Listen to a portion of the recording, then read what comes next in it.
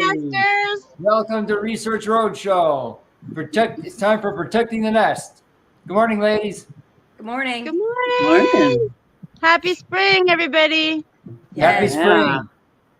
April showers bring May flowers. We've It's got a coming up. slush shower this morning. It looks almost like snow. It's definitely icy. So I think, Terry, you're getting some cold weather too, you said.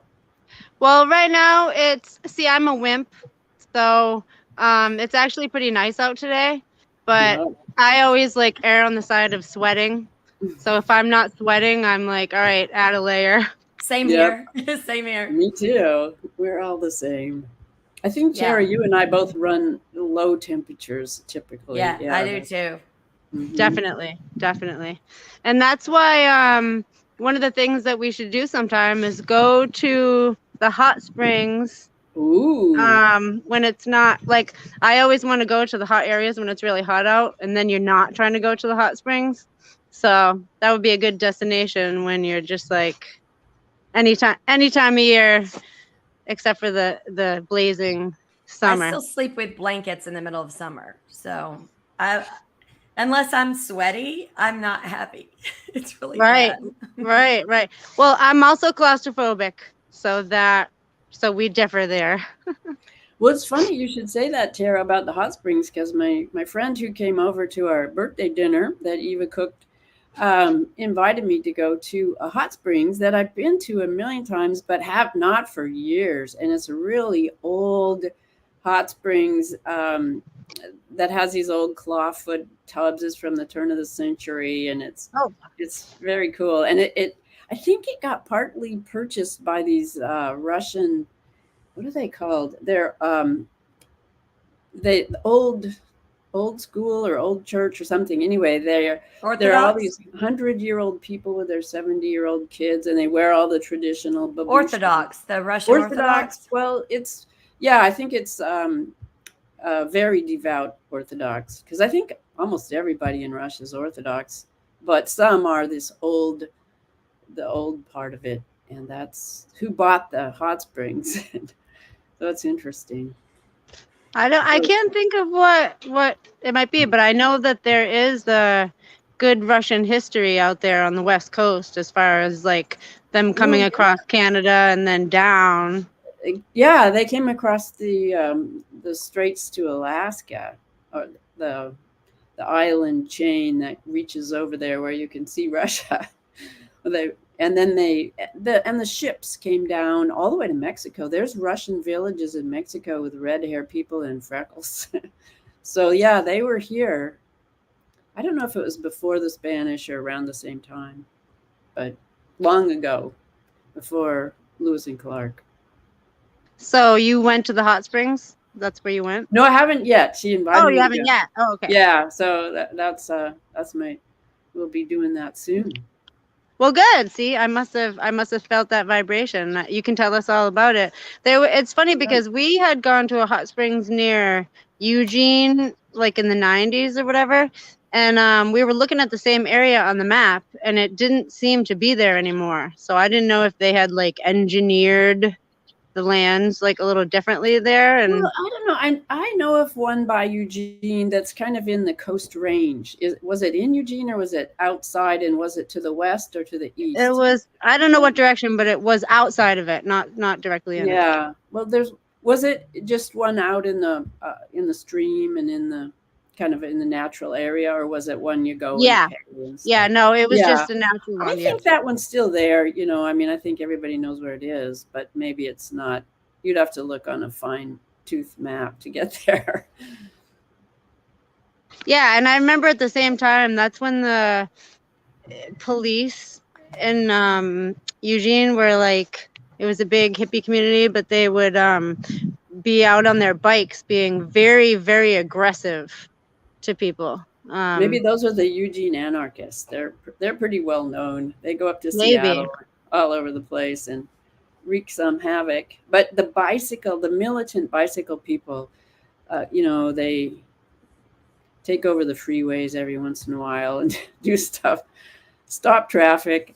But it's part of life. We have our anarchists. One guy lived up on he was protesting some environmental thing, and he went up on a billboard and was there for at least 6 months, maybe a year. I don't know.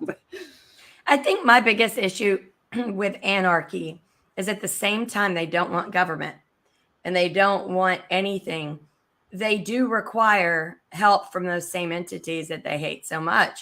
So whenever they get frustrated or angry, they want the same services, or they want for someone to step in and advocate on their behalf, but they don't want those services. So it's kind of like if I were to be aggressive and say, get off my lawn, then they would want to scream, no, this doesn't belong to you, or blah, blah, blah. But if I went on their territory and I stood there and they said, get off my lawn, I couldn't say the same thing, because then they would call services and tell me that I'm trespassing on laws that supposedly don't exist when they're impeding my space. Well, so I I think think that there's a double standard a lot of times. Yeah, you might have a crew of them in Atlanta. You were talking about a bunch of people Yeah. from Oregon, and they're the ones that are probably financed by the you know, who's and do stuff like that. So I Yes, think they do. they're not And like real anarchists. Well, They're- I'll tell you, during they're a lot of elements of the disruption. BLM and CRT, like the BLM and the Antifa stuff, the ones who are super aggressive, they don't really vote, and they don't like anybody, and they would start trouble everywhere, and they took it as an opportunity to just burn the system. They don't like this. They don't like anything going on. So most of that were anarchists, and people were calling it everything else. And it didn't help that Antifa was doing websites and talking about it and justifying it and taking up for them. But it was like, it's anarchist. I think there's just like there are people who are authentic and sort of really believe in the self-organizing collective. And I met this woman because I didn't really know they'd been a disruptive force for a long time. And I met this young woman in her 20s and had a long conversation with her.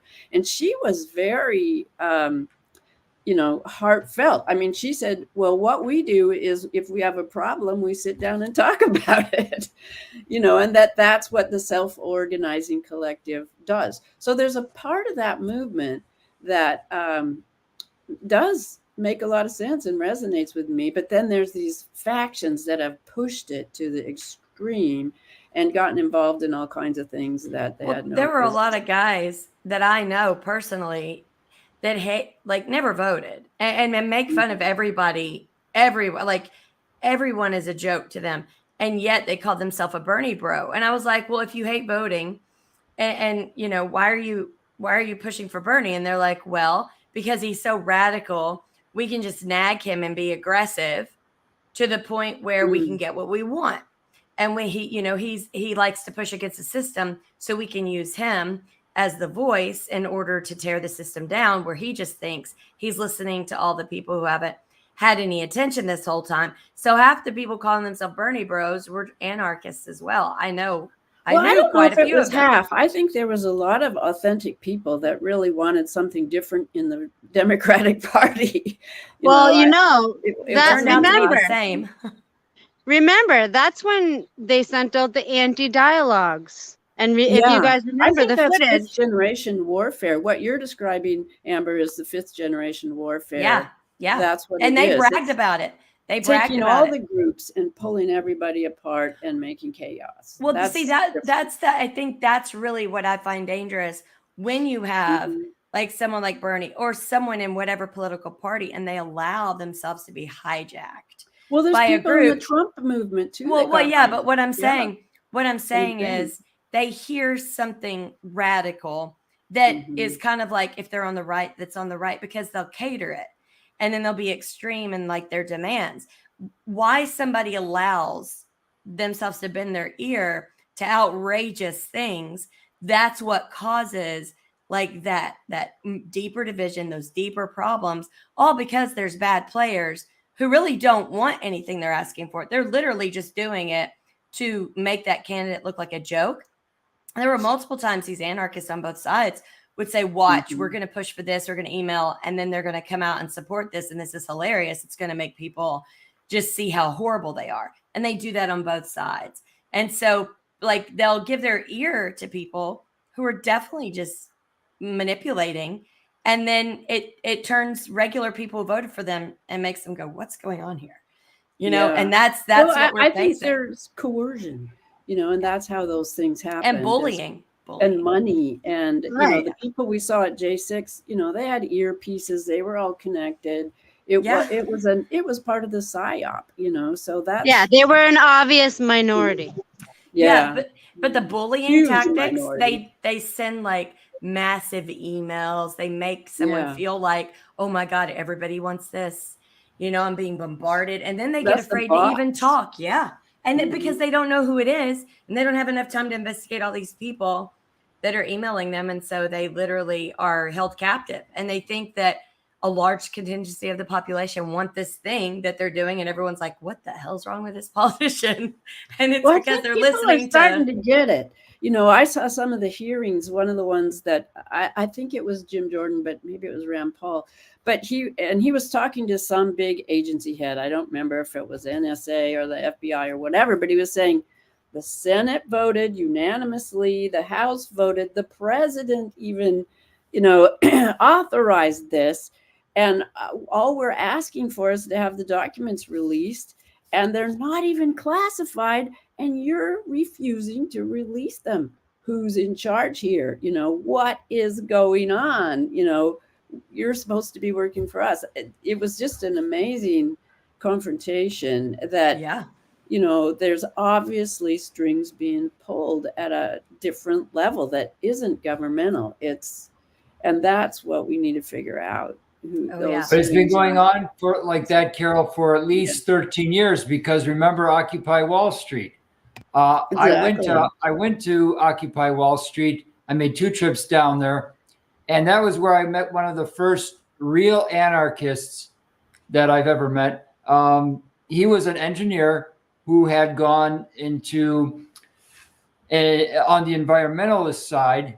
He's from upstate California, and he decided that there were plenty of means of improving our well-being, but that Wall Street, the big guys on Wall Street, were preventing all of these advances from coming forward, and that's why he was there.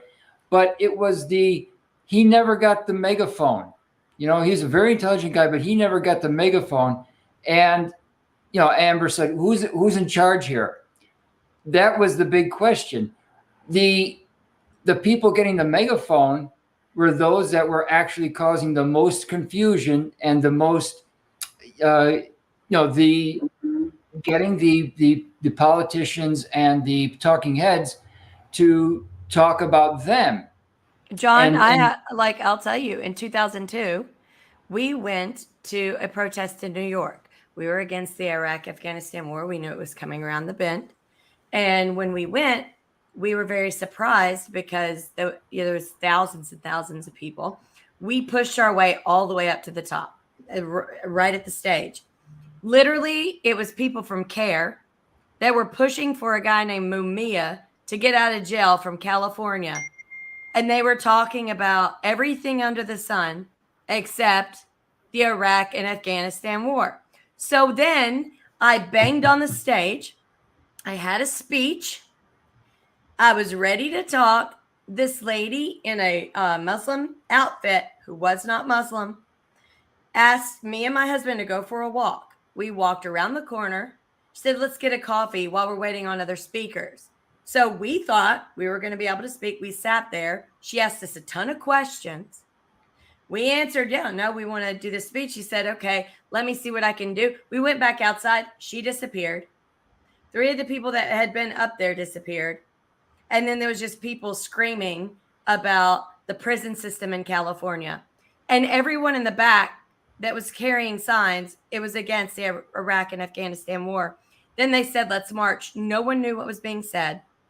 No one could hear it in the back. And everyone thought they were there for a purpose that they weren't there for. And you had people peppered in. And that was in 2002.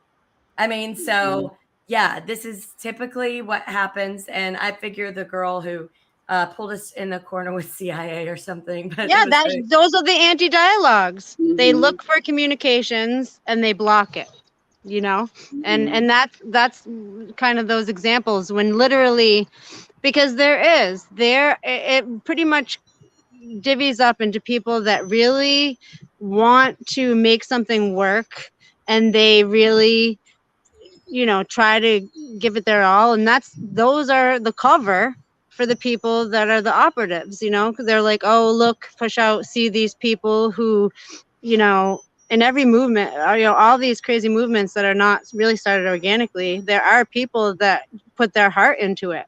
They believe it, and and so it's interesting to bring up the Occupy Wall Street time, because I feel like that was the beginning of the breakdown of the two-sidedness, because there was so many anomalies at that time that you're like, wait, what, you know what I mean? At the same time, they're doing these different false flags and all this. So it was like a new arena was opening up. And, the game of the two sides is really what's represented in that Masonic black and white checkered flooring, where they're like, okay, here are the pawns, we got the two sides, we're the ones that have the objective third point of view, and we're gonna bank on everyone killing each other. Well, one thing I'm researching, and there's a large amount of people doing that, I had no idea, was our 911 system and many of our services are run by Ericsson, ERICSSON, and they're located in Sweden, and they own most technological properties. And this is the old Ericsson phone that kind of disappeared. They run all of our 911 systems, and when I called around to individuals that serve on public safety and are in the police and fire and 911 call centers, and then just neighbors and people that I know with a group I have, there's always issues with 911. Sometimes it'll transfer you to some weird number, or sometimes it's a fax machine. Sometimes you sit on there for an hour and a half, except at the video integration center, it never shows that on the board. So someone has the ability, when there's a catastrophe or an emergency, to filter calls and make it worse, to then cause people not to be able to use cell phones. And if you remember, when everyone was screaming that Trump would not tell people to go home peacefully, remember he said, I didn't have my phone. And then he said the cell towers were down, so I couldn't post anything while I was where I was because the phones weren't working. You don't think that somebody stopped him from being able to post it till an hour and a half after he was told to, so they could rub it in his face and say he didn't tell people to go home? Yeah. Well, yeah. Well, And this happened all over the place. Yeah, because all the phones had that's controlled. no power. That's controlled by Ericsson in Sweden. Yeah. All of that. The batteries were running down really fast. But there was a lot of people. Right, but still, like that. Some of them are on pay plans. Some of them have to have Wi-Fi, but the fact that there's one entity that controls all of that is dangerous, ridiculous. And the fact that it's located in Sweden and no one knows about it, that's an issue. Yeah. Well, that's great that's a good research. Thank you, Amber. That's a good deep dive. And I'll send you some stuff. Yeah, I'll send you guys some stuff. I was carrying a cooler of food because we knew that, because we had tried to get a group vehicle, and we had reservations, and then they canceled them, last minute, oh, sorry, we can't do that anymore. Hotels were blocked. There was all kind of stuff that was blocked. So luckily it was kind of like an independent Uber type situation where, people just gave each other rides. And over by this kind of Latino speaking area, which was off to the side, they ended up having food too. So there was some food, but as far as go in the bathroom, you had to kind of figure it out, just wing it, city style. But it was interesting of the Latino thing too, because when we had met up with George, we were we kind of like walked up to the back, and that's when it was like kind of just seemed like a little hectic, and it was like totally him that he was like, let's walk over to the Latino thing right then, and then we came around and winded up. I think it was we met you there, Carol, but that's where we all met on the other side. So we were kind of like, we could see a lot of activity on the other side, like as in people with earpieces connecting with people that were in the windows or whatever. But Are you talking about where the action was side? Because I only stayed on the what I call the back, but I think some people call it the front. But it was so where the break-in wasn't. George went around. Yeah, so you're that's talking right. about around there. Yeah, we stayed on the back and then just retreated from there. So I feel like it was George that guided us over to that side. Yeah, probably. Yeah. He is intrepid. Yeah, I remember that day, and I'll never forget George going, "Don't go past the barriers. Mhm. Everyone stay back. This is a trap. This is a slaughter pen, guys." And then he said, "Look, these guys over here, guys." And then he's like, "Don't do it. I wouldn't do it." And then he's telling Addie, and he's like, "I'm not going anywhere near there." And then Eddie's going around another way, and then everyone's just kind of behind the barriers going, "Nope." And then he said, "Well, looks like they're breaching the barriers," after he had said multiple times. But, you know, he's yelling it, warning them, and then someone is yelling louder than him in front of them and guiding them. So you just had people just go. And I remember he turned, he said, "We're not going." Bullhorns. You know, the people there were, you know, they had their equipment. They knew what they were doing. Yeah. But I was like, that's so smart, because I was sitting at home. I was watching on YouTube. I had my phone. Then I had my laptop watching like McDuff. And then at the same time watching George's live feed, who was then live feeding with McDuff at the same time. Then watching on Fox and CNN, going back and forth, trying to record it, all of it at the same time, and searching social media to see what people are putting so I could screen grab as much as possible, because I was like, there's going to be people that are in trouble. George was trying to warn people, at least Ospreys know not to go past the barriers, you know, very, very smart. And I was just, you know, freaking out, you know, because we had witnesses on all sides. Mm-hmm. Yeah. Yep. And so it's just one of those things that I remember when I showed you guys the video last month or something, how those operatives were self-weeding, and we kind of followed them. So we were like actually at the beginning of the big, huge parade that like marched, which was quite a distance between the two places. Yeah. And so, because I remember some of the people we were with, they were like, "Why are we leaving? We're still listening to the speech." But we were kind of like, went with that flow of those people. And I kind of wasn't even sure where President Trump was broadcasting from. So I almost thought he was like physically at the Capitol. And then we were like going there to like not just see him on screen and hear him, but like see him. So it was a beautiful march, and all the people, like those other operatives might have started it off, but the people that followed were the real people. Yeah, I remember my husband was like, "Hey, is everybody okay?" He was talking about the Ospreys, and I was like, yeah, because they're smart, because they're not going past the barriers, because George and everyone who knows what a slaughter pen looks like, and there's the older Ospreys like, "I'm not doing that. We're watching. We're going to meet people around the area. We're going to see what's going on, but we're not going past these barriers." I mean, that is like, and the barriers were so far back. And I was like, well, it was obvious by the way George was filming. And by the way, everyone he's like, "Just stay back here, guys." And everyone was like, "I'm not crossing." And I remember thinking, thank goodness.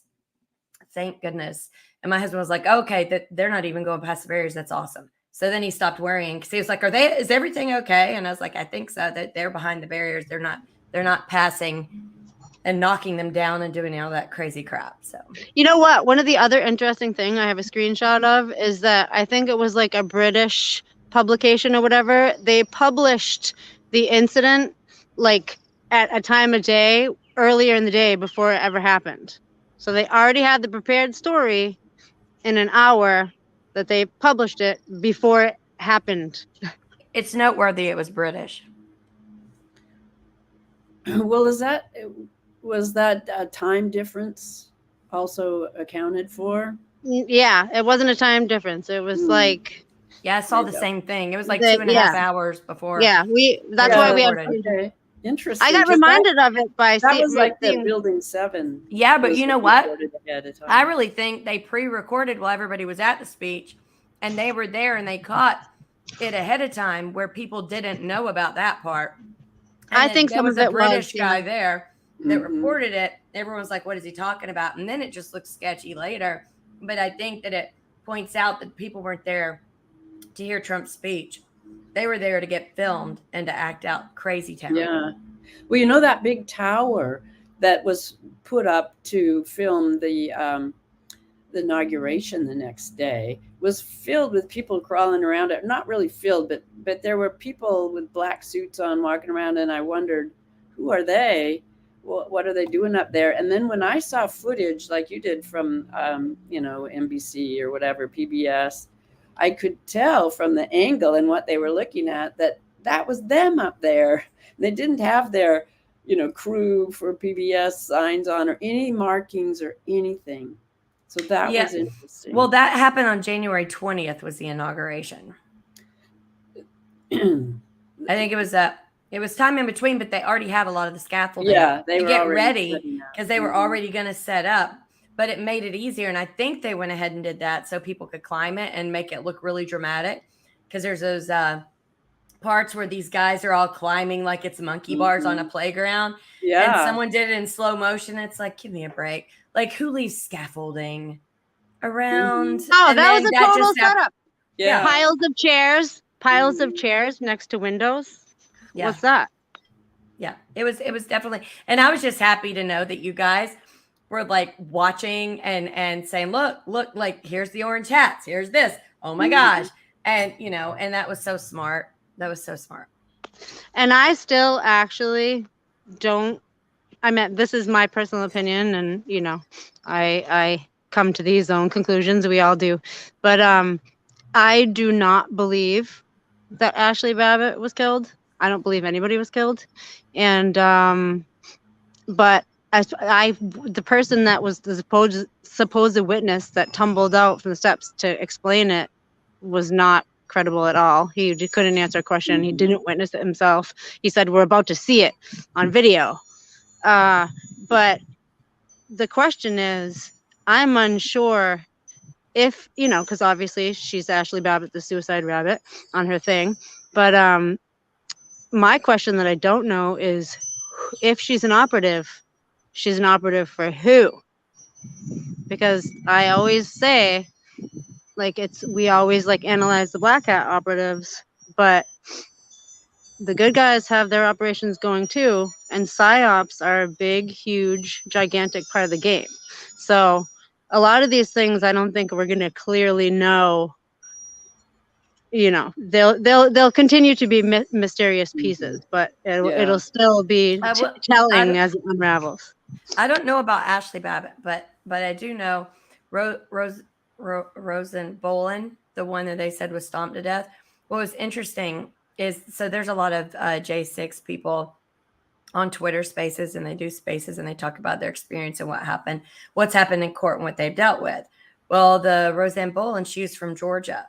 What was interesting is when I found that out, I started to look into the social media aspect, and she was very much so on the left. She was also a big LGBT person, and the people who helped her or tried to help her, that she ended up being stuck in one of the areas where you go underground, the tunnel area, where she ended up getting stomped to death.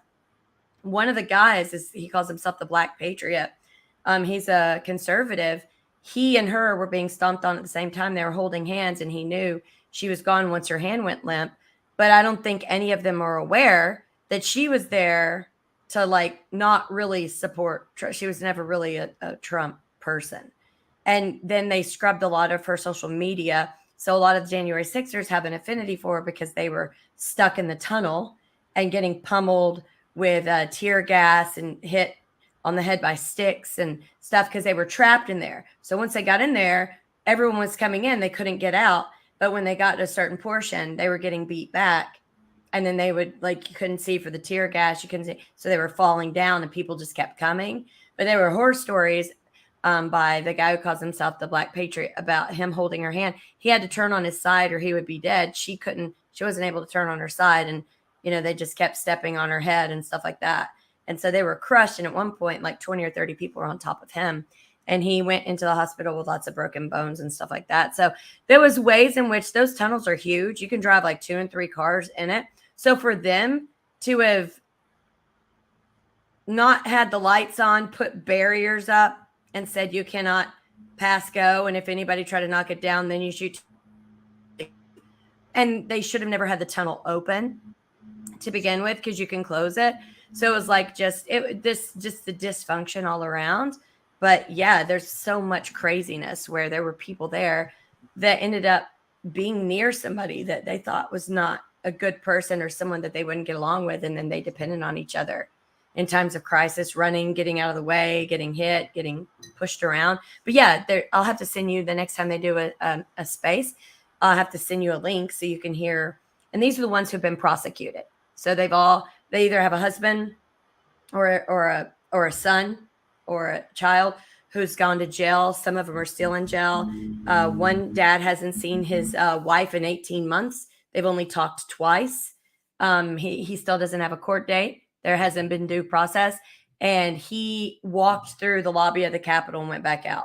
And that's all he did. And so he's in solitary confinement. And so there's a lot of horror stories and that are going on. I'll send you guys a link because it's just to the people who are dealing with being in jail and things like that. Yeah, that's why I feel like we did land in the lucky area, because for my palpable energy circle around me at all times, even when I was around the operatives, I was never around any like chaos or like out of control or like violence. Like from the backside, and I've said this before, you had like people lined up the stairs and you had the police like coming in a line. Like if anybody has ever done like a dance recital and you have like the outfits of everyone, like here's the little red jazz costumes, here this, it was just like that. It was like, okay, get the line of police in here, and then those guys like line in, and then they kind of shuffle to somewhere else, and then the next people shuffle. It looked totally like backstage. Like even the cars. Remember when like a whole bunch of police cars would come and go around the whole big block, and or fire trucks or whatever, just to cause more noise. Right. And without so orchestrated. It was like orchestrated without that. Without any of that gut energy, like something's going on. You get that. You guys are blessed. You guys were blessed. We didn't have that. Yeah, you guys were blessed because there's like all these people jump in those spaces and they experience what you guys experience. Like they are caught off guard when you have people who haven't seen their loved ones. They've been in solitary confinement. They have all the film of what happened and what they saw. There's this one lady, Victoria. She was hit by a police baton about 40 times in the head. And like she comes on, it took her a while and she still has a little speech impediment from it, but people didn't believe it because they didn't want to put out more than like a 6-second clip because it's so violent. But because everyone was mocking her and saying it wasn't true, they ended up releasing it. And it's really bad. She was in the tunnel too. So they were screaming at people to leave and get out, but they couldn't see. And so, yeah, it was really bad. But like you guys were blessed. You just didn't go past the barriers, which was I really think George. I really thank George because I feel like like I'm going to say it again. Thank you, George, because he just instinctively brought us to the side we need to be on. Yeah. Yep. He's got good instincts. That's for sure. Well, I have another topic here that I've been thinking about. I think I posted it to one of our chat things, but I for some reason looked up the definition of organic just to see what does it mean. And the first thing that came up was this dictionary, and it said organic, noting or pertaining to a class of compounds that formerly comprised only those existing in or derived from plants or animals, but that now includes all other compounds of carbon. That's a big difference. That's graphene That's a oxide. Yeah, what is that? What? a huge difference. It's a huge difference. Yeah, I found that in the Pfizer document. It's there. Wow. Well, Yeah. So that I means can't- that they can mark things organic, but they're not. it can be full of, metals. nanomolecules of carbon that are tubes or whatever. Carbon. The graphene oxide is Well, carbon. it might It's be all organic carbon, Carol. It is. Well, we're made of carbon. I know, but But- that's what's funny. But if it's manufactured and placed in to do things that are, there are things that are toxic poisons that are carbon too. And but basically, it doesn't have to be based on plants anymore. Plants or animals. Technically That means it speaking, can be- many poisons are organic. So you But it could, can be even if it's not synthetic. healthy or it's poisonous, it could be called organic. Yeah, it can be synthetic biology and called organic. Be totally synthetic. Yeah. that's Well, what I that- know that like tobacco is something I've read before that like it itself can be like grown organically, but it itself cannot be considered organic because it is a pesticide. Well, I don't know if that even makes any sense. Oh, yeah. No, nicotine, or whatever it's called, the compound that comes from nicotine is a pesticide. That's true. But I think it's altered a little bit. But But you now can a also lot of have stuff- organic pesticides too. So I mean, But GMO was supposed to be labeled. But Well, now, do you have to label it anymore? Carol, last night when I was looking through patents, I found the cryptocurrency system using body activity data patent. Well, I mentioned that too. Yeah, that they're harvesting our energy from our mitochondria. Yeah, there's an actual patent. to sit I on. texted Yeah. it. Hopefully you got it. I'll text it to Tara too. wait, But how yeah. can they do that? Well, it's, I'm not a Well, you scientist. can harvest energy from a body somehow or other. The device that I saw was a seat cushion, and you sit on it, and it can communicate with you, and it can put. Well, it's this is what it's from. I do know what it's from. It's because, and this was my presentation that I sent you a copy of, but it turns out that IR and far infrared radiation, which is a big hunk of the spectrum, has basically been classified. And it happens to be the hunk of the spectrum that those frequencies are what the earth, the atmosphere, humans, and plants use to communicate. And that we live in this sea of infrared and far infrared, and we dismiss it like it's heat. We call it heat, but a lot of it is just room temperature. It's just plain old stuff that's just buzzing around in this soup we live in, and within us, it's what does everything. It's how the proteins fold. It affects everything. And this guy, Michael Callahan's possible relative, Philip S. Callahan, that I did the frequency report on, he was totally fascinated by this and studied insects and how they communicated. And he tried to figure out, why do they go into flame and kill themselves? What's that all about? And why do people say they have, in the 70s, what they called ESP, that they can understand things where the answer is far, far away, either from another insect or from what they're looking for, maybe their sex partner or pollen or whatever it is.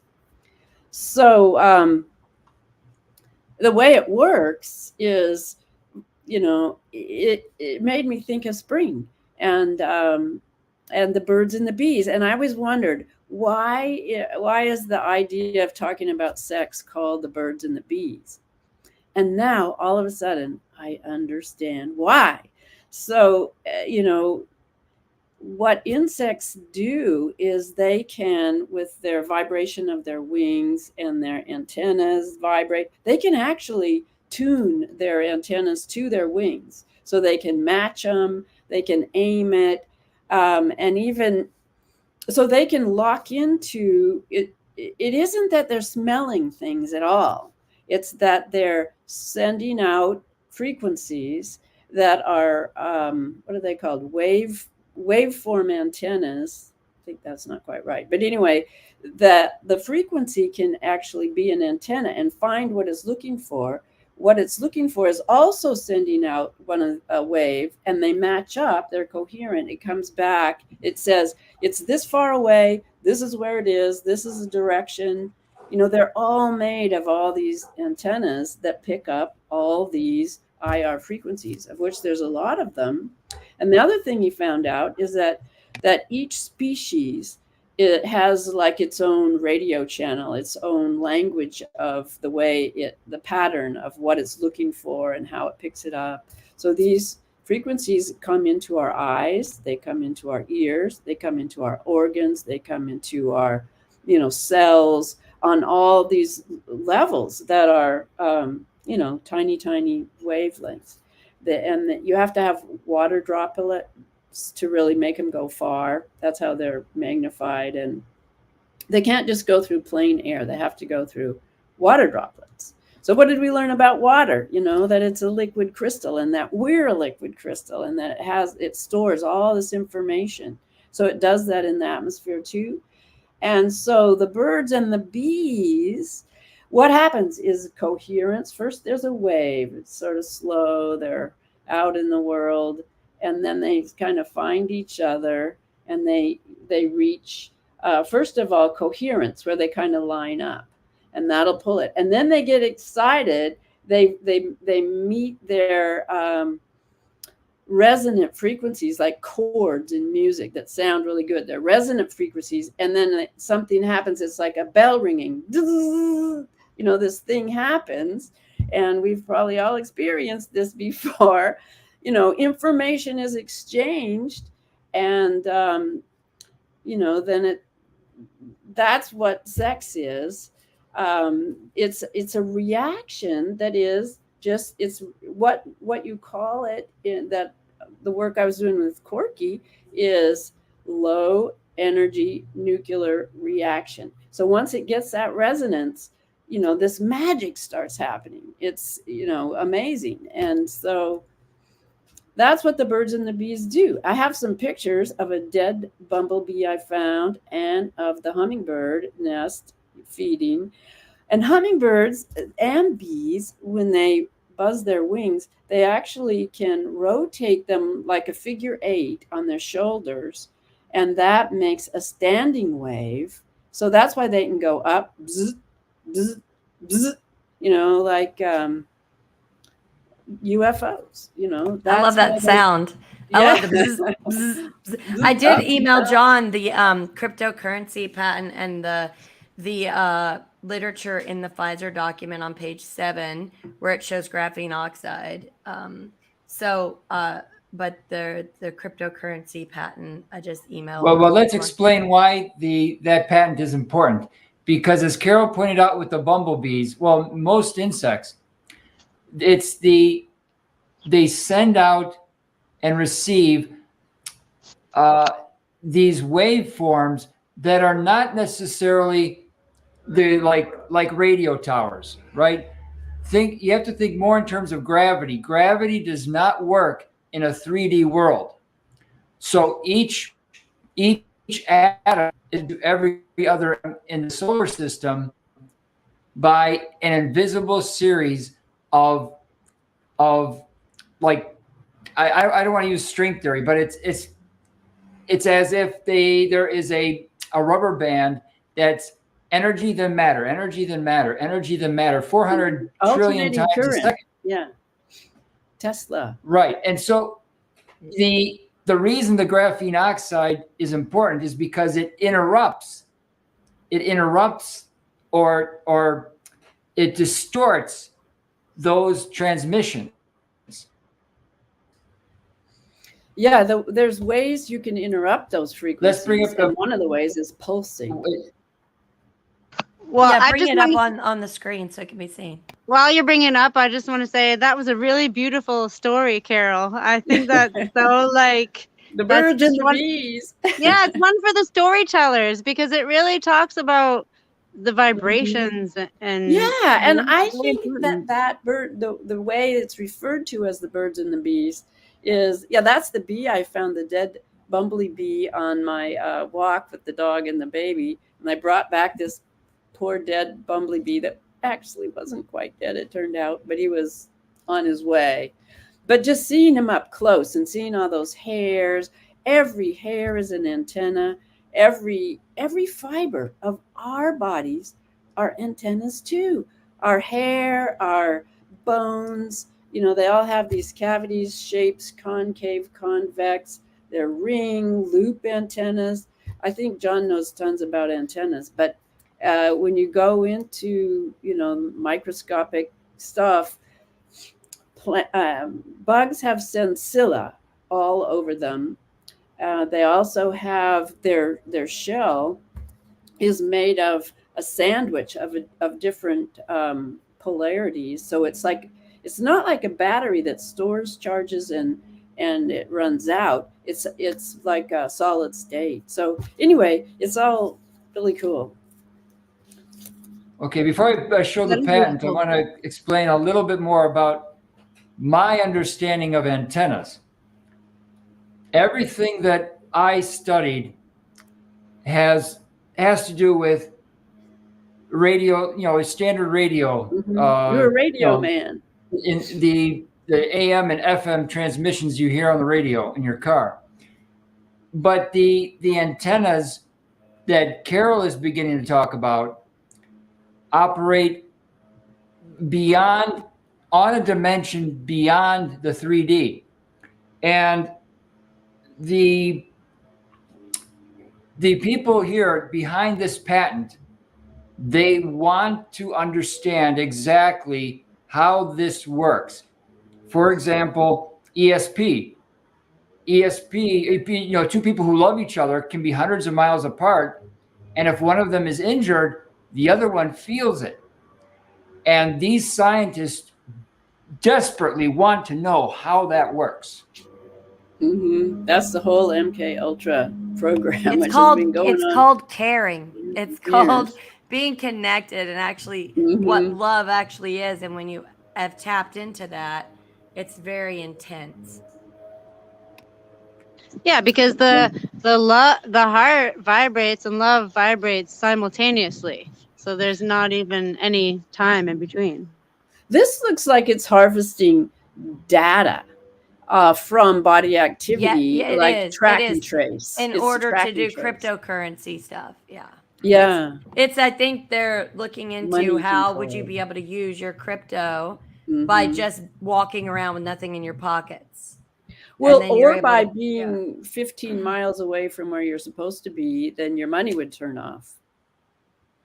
something like that. Yeah. Yeah. But these Social people, credit scores. it's kind of hard to grasp or whatever. But I meant, like, I guess if we're giving information, personal information that companies can make money off of, then personal information like your heartbeat, even though obviously people who have like, diabetes, heart issues, like them being hooked up to something that gives signals is very important and is like a really good use of the kind of technology I think we're talking about. But what Like the a data pacemaker. from, Like a pacemaker. yeah, the data from inside your body, I guess, is that what they're trying to sell here?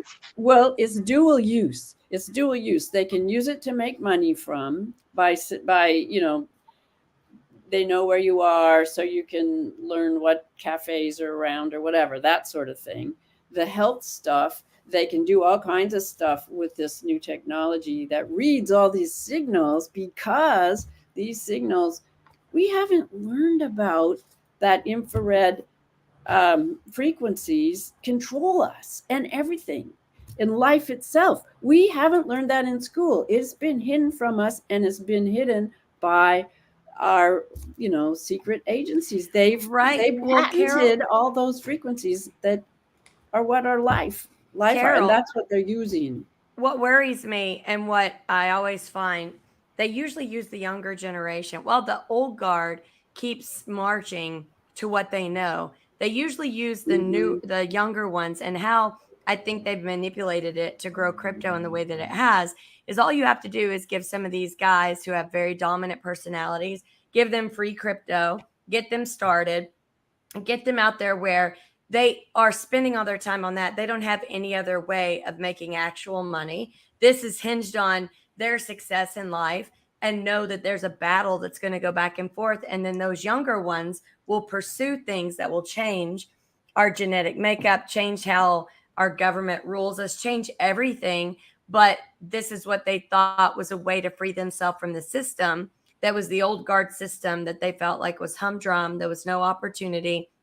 There was no way that they could do what their forefathers did, which would have one person in the house working while the other one was able to take care of kids, have a house with a picket fence. That was impossible now. So they were led down this road. And now the older ones are fighting with the disrespect that the younger generation, who won't listen to them, who they think they're just protecting the old guard, but they themselves have been screwed over with their pensions, their 401ks multiple times. But they just know instinctually that the younger generation are being trapped to march into this new slaughter pen. And so I'm watching these young gunners like be all hype and be excited when banks fail. And it's like, what? Like the elderly home, like there's a lot of people who are going to be hurt by this. And you guys are excited because somebody gave you, when they were trying to build this up, free Bitcoin, Ethereum, and all these other things. Now you think you're wealthy, and now you're ready to watch everyone around you go into absolute despair. Right. And so that's my big worry about what's happening with crypto and how these guys think they're doing it to right wrongs and to make things better. And they're actually falling for stricter, more intrusive and more oppressive type of government. Well, I think the gaming culture is a slaughter pen. It's bringing the youth of today who, the military is disintegrating, but they're going into these groups. And they're being cultivated and trained. And my grandson just went to a movie this weekend. I can't remember the name of it. And he went with his friends. So I didn't watch the movie, but I would like to. But it's about these teams. They work in teams in all the games.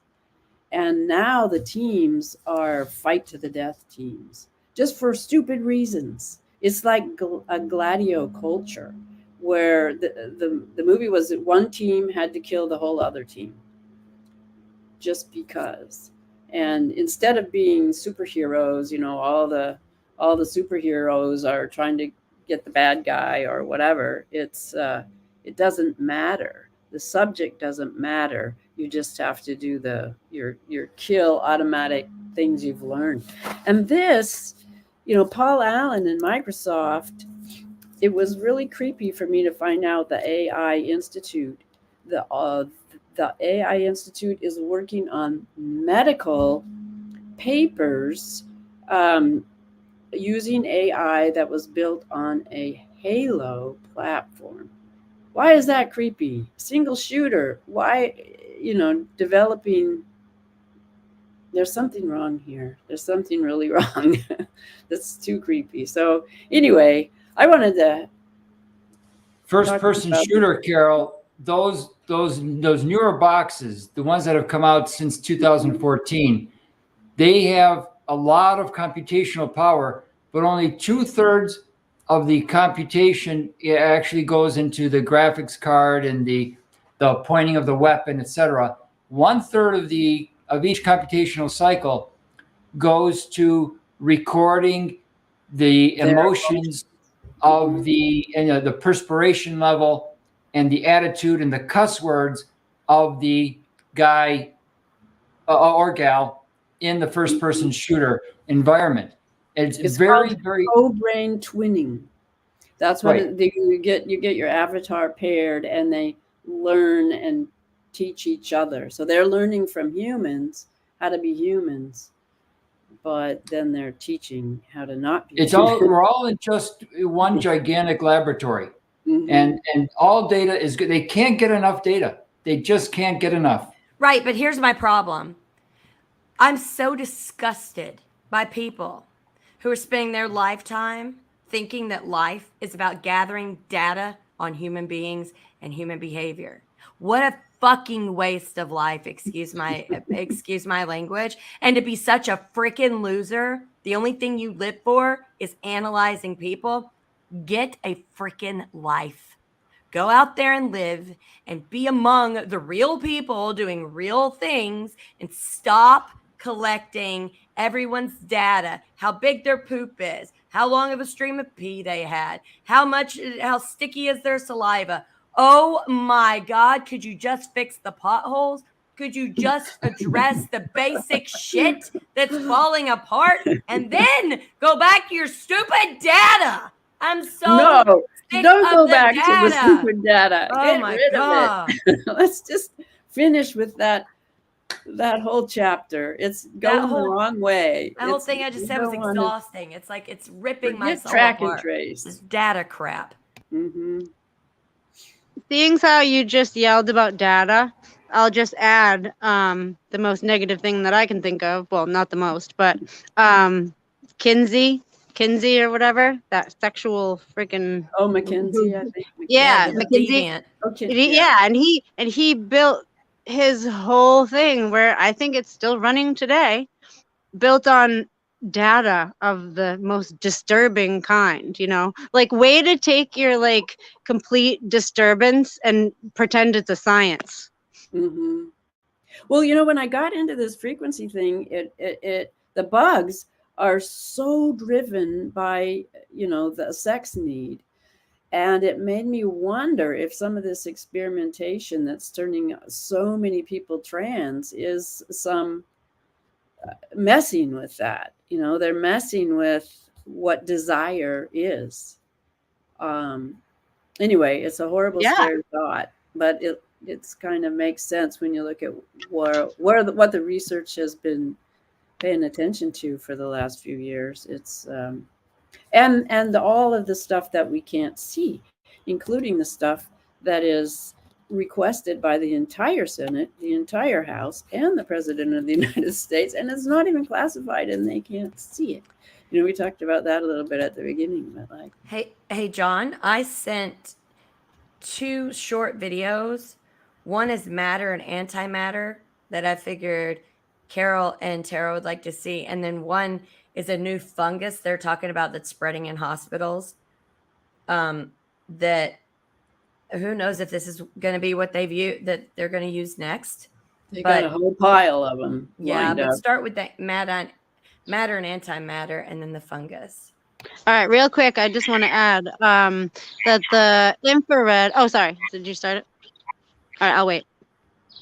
I was just gonna say that the infrared thing. You know how like on your phone you have a blue light filter for like healthier, because the blue light coming at you is not really good for you. So if you can filter it out, it can be more red. And then the opposite, the things that clean your teeth, and the blue, where the blue kills the bacteria. So you can see blue killing, red supporting. Just saying. Well, you need blue light in the daytime, and you don't need it in the nighttime because it turns off your melatonin. So it's not like one is bad and one is good. You got to use them both appropriately. You have to understand what you're looking at now. Matter and antimatter are in fact opposites. Now, the matter that we have in front of us, if you take a piece of wood, nothing happens. It's just a piece of wood. But if you set that wood on fire, you have caused a reaction. And then it's in a dangerous potential state. It's active. If you have a battery outside of your cell phone, it does nothing.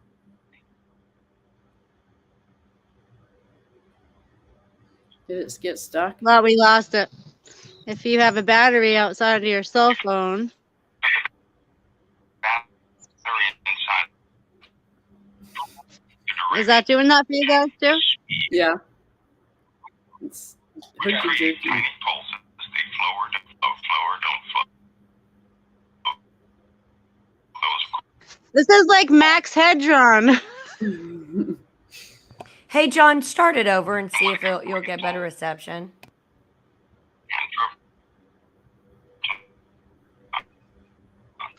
Can you hear, John? No, I don't think he can hear. I don't think he's listening. It's a particle. It's a wave. It's a particle. I think John might be frozen. Oh, Yeah, Oh. he's frozen. John, you'll have to start it over. When it does that, Okay. don't just keep playing it because it means it hit a glitch. Just start it over and see if it'll go through without glitching this time. All right.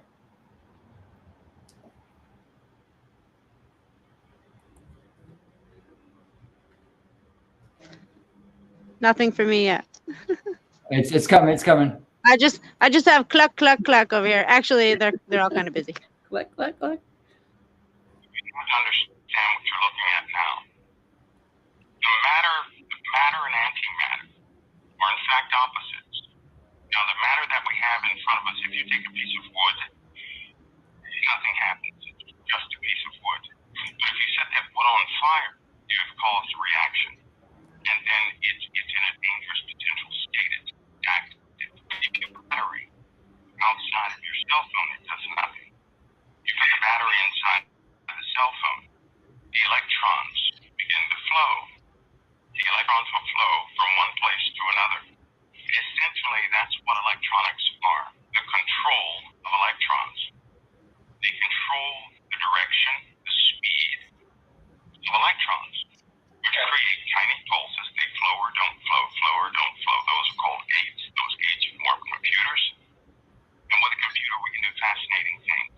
This is why they did, in fact, take Nikola Tesla's findings, because he discovered some things with electrons and protons that were very fascinating. Electricity within itself is a visual observation of electrons and protons in their active state, non-controlled state. Antimatter is the opposite of the matter that control. Antimatter cannot be controlled. In fact, when they first produced antimatter, they had to have a facility to contain it, because unlike the wood, where you have to have a reaction to cause it to burn, antimatter, you have to have a containment to cause it not to burn. That's the only way they can store it, with massive facilities to store it. Let me give you an example. In a nuclear bomb, it takes timing, which takes electronics, and the explosions have to be just right to cause a reaction. It's a nuclear bomb, like the Hiroshima bomb, which takes pounds of nuclear material to cause it to react. And it has to be very precise. Well, let's go the opposite. Let's say we had antimatter, correct? If we had 1 gram of antimatter, that would equal about 42 or 40 systems TNT, which is about 4 Hiroshima bombs. It's already currently unstable. It's unstable. The only way to harness antimatter is to contain it. And it takes very large and expensive facilities to contain just 1 gram of antimatter. Some have failed, some have not. If those containment devices fail, they cause mega quakes. That's what happens when they fail. Now we're talking small, tiny drops of antimatter. I mean, just drops of raw antimatter. It's highly unstable. Wow, that is so interesting. So are imagine they? if some of these earthquakes, someone may have been tinkering around trying to do nuclear weaponry, and they spill a little bit of antimatter, and then that's what you get in return. So sometimes, we may think it's an opposing force doing it, and maybe that government itself doesn't want to talk about it because it was actually playing with antimatter. Because you've got people now being able to play with CRISPR, being able to play with all these components, and then, with just the smallest of drops, you can cause a huge catastrophe. So now that's into play, and not just like bad guys against good guys, or this person did this. It could just be people themselves playing with things or doing things that cause horrific. And the fact that they're allowing the CRISPR machines to just someone to purchase it, we'll never know where anything's coming from. Like, this is how insane, because they're playing with just life and just, everyone's lives. And like the fungus in the hospital, John, if you could play that, like it's really irresponsible what's happening. Like, gaining knowledge is great, but gaining knowledge and giving you the tools to destroy the world is stupid. Like, we're stupid at this point. Yeah, and a lot of these people do want to just take everyone down with them, and that's a problem. Mm-hmm. Yeah, but the fungus thing, maybe Carol, it'll pop in your head something that we can do about it by using fungus to counteract the fungus. What is happening now? You can't be serious. The CDC in the US is warning about a deadly fungus which is spreading around hospitals. Cases of this have been reported in over 30 states in the US. Yes, 30, spreading like wildfire with a mortality rate of between 40 and 80%. Nah. Once again, they've said this is very bad for people with weaker immune system as it gets in through the skin, into the blood, and then, yeah. This really isn't good, as there's been thousands of cases and unfortunately people passing away. Makes it even worse, it's a fungus. Like this flipping program that everyone's watched, surely. As one guy said, season 2 of The Last of Us looks like it might be interactive. Hit that follow button, I'll keep you updated. Well, he said exactly the same thing they said about COVID, 40 to 80% mortality, just exactly the same thing. I think he's talking about mycotoxin, which is a horrible, deadly fungus. It's been with us. It's been in Eric Traub's refrigerator the whole time. And, they're whipping it up to get everybody afraid. Now, I think the basic rule of thumb about funguses is that bacteria eat funguses and vice versa. So all those things, the soil bacteria like ivermectin and all those ones would help. They would help a fungus too, I think. I'm just kind of guessing, but there's stuff, maybe it's just as simple as, vinegar or hydrogen peroxide. If you have even black fungus in your house, you can neutralize it with bleach, and there's various things that'll really kill it. But I'm sure there's something to do. I'm sure it's not 40 to 60% mortality, but it's definitely another attempt to get everybody afraid. And I'm seeing more people wearing masks. I mean, I think I don't know if they're afraid about fungus or more COVID or who knows what, but I think fewer and fewer people are going to be susceptible this time around, and each existing time. But I think you're right, Amber. I mean, there are all these programs that are there to try to attempt to break down everything. The no trust program, that it just breaks it all down. So the counteraction to that is to stay connected and to have friends and to, Well, if I wanted to control groups of people, and I thought the best way is like do pandemics or weather anomalies or environmental, I would allow for CRISPR machines to be given out, because that gives plausible deniability. When I've worked hard to release something, I could say, well, all these people with these CRISPR machines, like, we don't know where these things are coming from.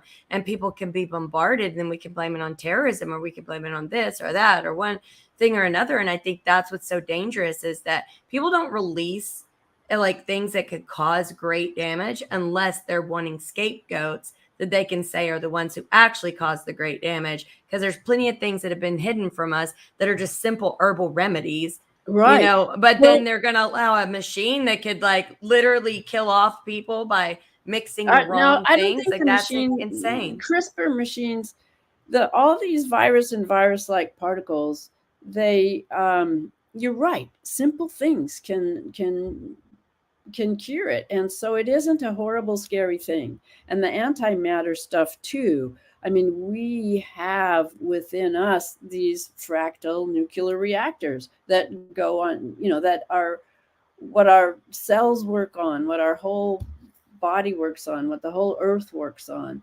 And antimatter is really the standing wave. There's one wave that goes one way and the cancellation goes the other way. So it's something we've lived with forever. And it's been used as fear too. For those of us older folks, lived through the hiding under your school desk to avoid the nuclear holocaust. I mean, this. I think that really plays into a lot of people's psyche through all this. It really does. Yeah, and that's Kissinger and the balance of power. That's, get everybody afraid of something, and it doesn't really matter what it is. The no-see-um, the unsee-um, the invisible particle. What's really, really sad about what's happening in Europe, and this is why I did not go back home in the middle of 2020. is because everyone's afraid of everything. Everyone's afraid of his neighbor, of his, your neighbor. You can't get in an elevator with somebody because they might have the virus or some, NLPs or something. And it's fear mongering day and night on every channel, and you never know.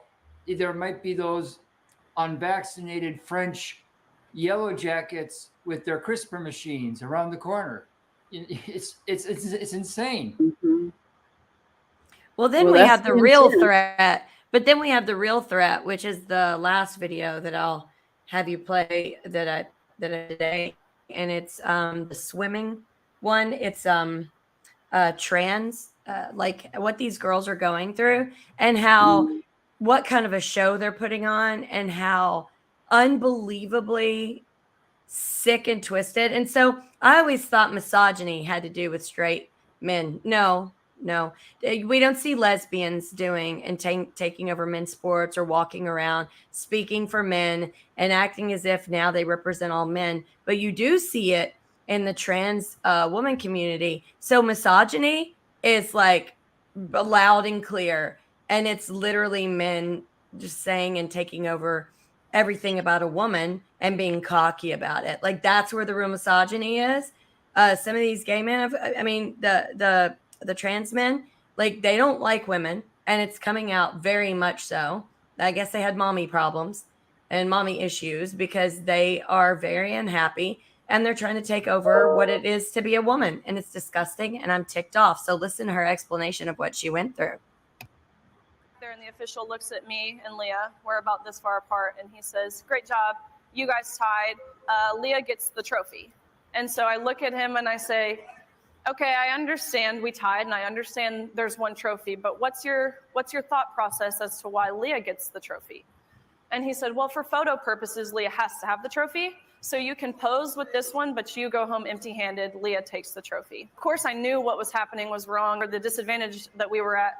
And I knew what was happening in regards to the locker room, being forced to undress in front of a fully intact biological male. I knew that was wrong.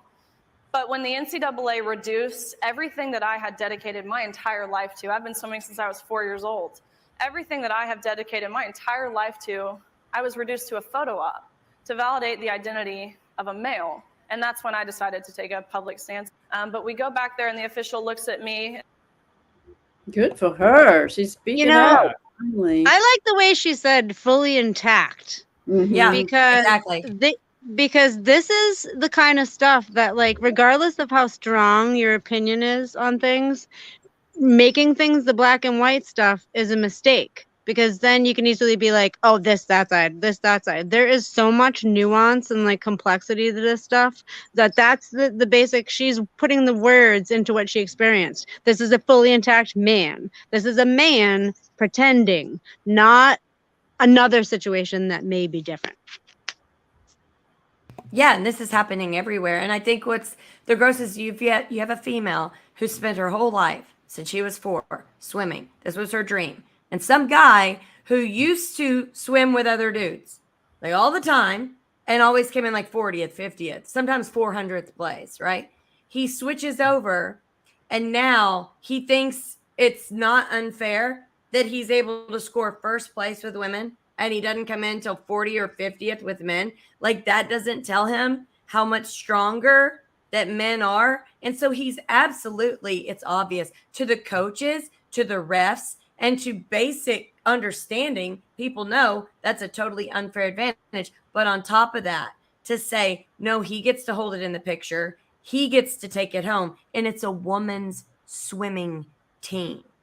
And he, like, that is so abusive that she should sue that whole sports league. All those women should sue the shit out of them. It's just a Take cheat. them to It's court. a big fat cheat. It's a big old, might as well pump steroids, take every shot known to mankind, and get all kinds of drugged up, and give back all those trophies and medals to all those athletes all over the years that have gotten in trouble for roiding up. Like, give them back their stuff, because now you've decided that you can cheat. It's disgusting. And now, I don't look down on any athlete who's cheated. Why should I? I'm supposed to accept this dumb crap? Now, no. I'm going to be the kind of woman that trans men are going to be very upset at, or trans women, however, whatever. I don't care. Get off my lawn. Get off my lawn. You don't have a period. You don't understand, and you won't go through menopause. And I will take you down that journey, and I will show you what it's like to mess with a woman who goes through menopause. You want to go through that? Men don't like going through that. Let's go through that. Let's see if you can hold up. Well, yeah, I meant the biology thing. It's like we do compare sometimes to like the old world, before things got so crazy. And so regardless of the arena that we're dealing with now, in my life, I have known some people that, maybe their situation and they, seem more she-ish than a he type thing, Yes, so have but I. Yes. right. And that's because those are words, and words are part of language, and language is a communication tool. Biology is a physical science that does contain fixed cycles of nature. Okay. So, regardless of where you stand on anything, common sense people understand this distinction Yes. between words and biology. Yes. And I've like, people don't understand. Like, I worked at a gay bar for over 8 years.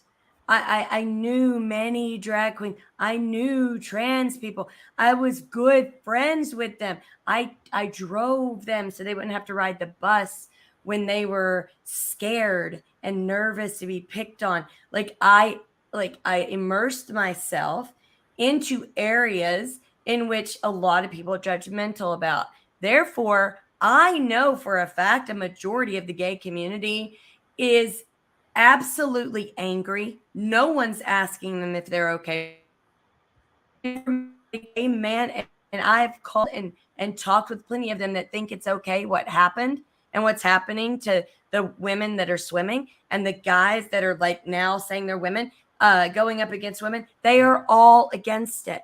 They are all against it. And they are doing, all of these social media posts, and they are in the gay community, have been, and they're getting kicked off of platforms because someone, probably Erickson and some of these people that are causing division, are speaking for these communities and making things absurd. And then we're all thinking that community wants that. I'm telling you right now, the gay community is not okay with this. And I know for a fact, I could call like 700 of them right now for my phone book. And every single one will say, Amber, it's insane. I don't know who's speaking for us. Yeah, So I think Because they're that. just So that's- regular people. that's why I'm regular people, confident. not molesters. Right. Well, that's why I'm confident about speaking like this, because I know I'll have an army of people in the gay community behind me giving me a high five.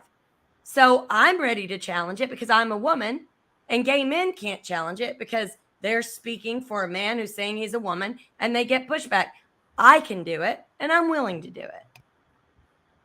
I'm going to have to go a little early today. So, Well, it's time anyway, I think. yeah. Yeah, and you're the spring queen, so you make the call. So I'm going to say goodbye now. And Yes, so you will can we. sign off. Okay.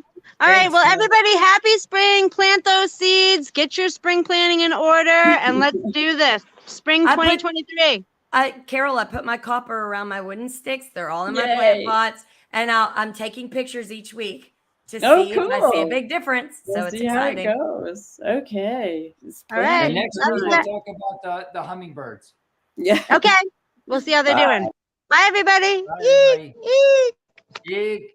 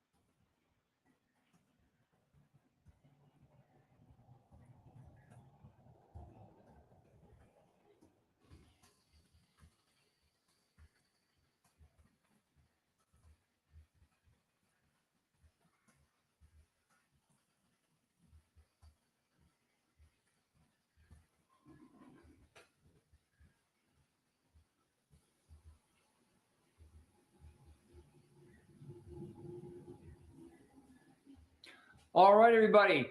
Thanks for tuning in to Research Roadshow's Protecting the Nest. Tomorrow at noon, we have George Webb Video Watch Party, which will probably mean watching some of his Twitter spaces from this week. And please watch tomorrow night for News Others Miss at 8 p.m. Eastern, 5 p.m. Pacific. Thanks again, and we'll see you tomorrow. And keep smiling. It drives the AI crazy.